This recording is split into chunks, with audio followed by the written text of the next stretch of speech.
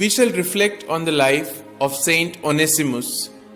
St Onesimus, a pagan, was a slave in the household of the wealthy Philemon, converted by St Paul, presumably during his long stay at Ephesus in Turkey.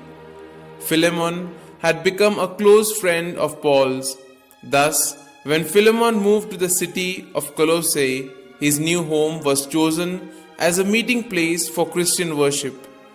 One day, Onesimus, apparently in fear of being punished for some act of negligence or dishonesty, had escaped to Rome, where he came in contact with Paul, who was suffering his first imprisonment in Rome. After due instruction in the faith, Paul baptized him. Onesimus, for his part, true to his name, proved so very useful that Paul took a great liking to him and wanted to keep him as a helper.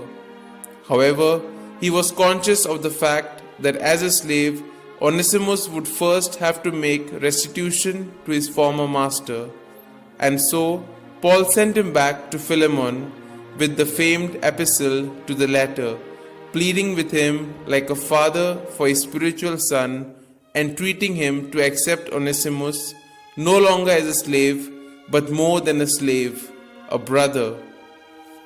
Philemon, upon receiving the letter, acceded to the great apostle's request with true Christian generosity and charity, and he even surpassed it by not only pardoning, but even freeing his former slave and sending him back to Rome, where he is supposed to have assisted Paul for some time, and then returned to the east with him after his release.